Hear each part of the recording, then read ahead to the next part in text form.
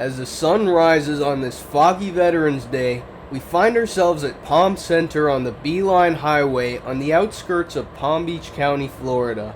Here, a trio of CSX power hooked up to some auto rack car sits in the siding.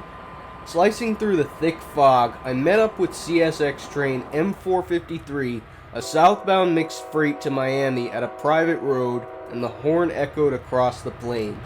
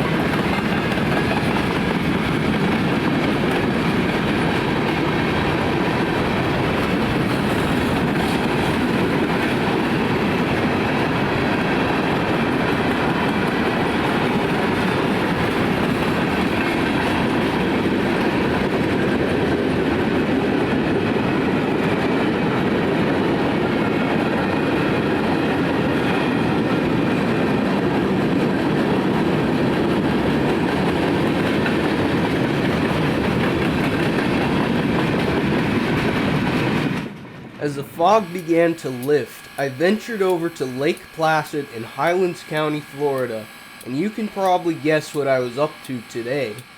There, standing perfectly still in front of the Lake Placid Historical Society Depot, was Clewiston's Sugar Express excursion train with U.S. Sugar's steam locomotive number 148.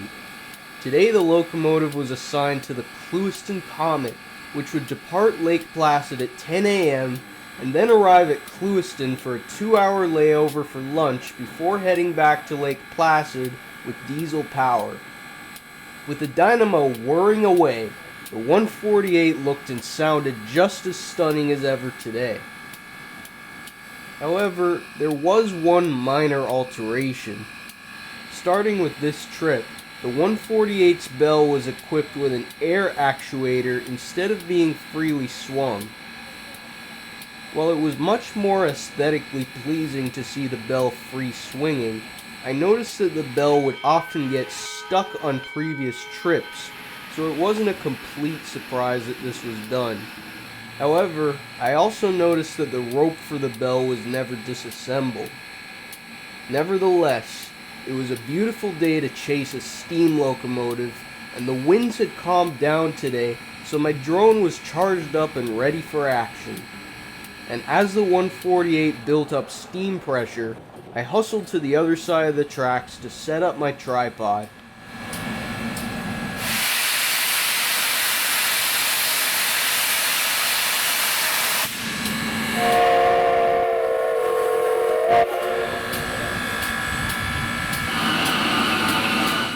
After the 5-minute warning whistle sounded, the 148's crew performed their usual brake test before departure.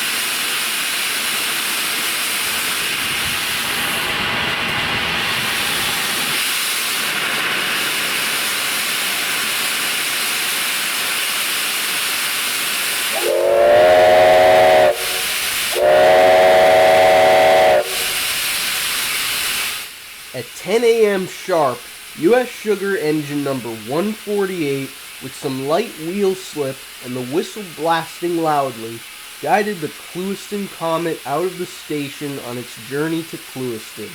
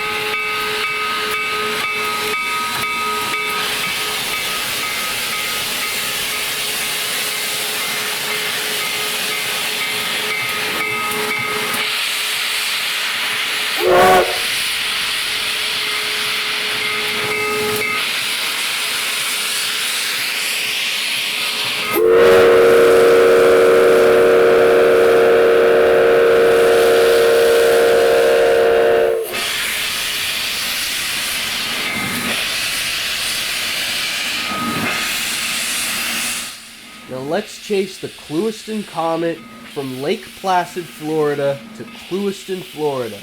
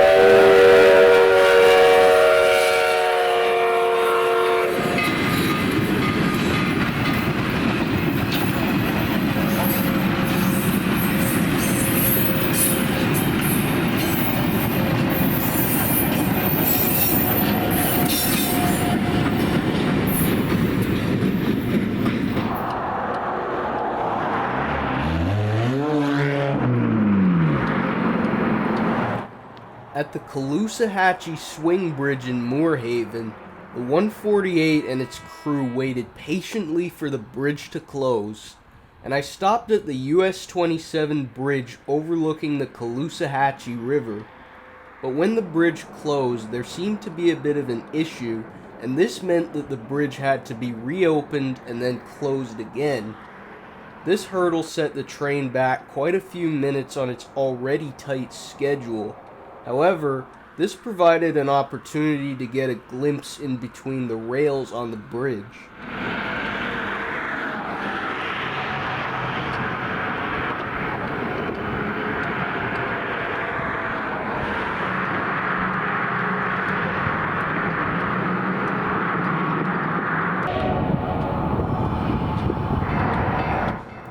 At around 12 noon, the bridge locked into position, and the Clewiston Comet was once again able to highball east to Clewiston.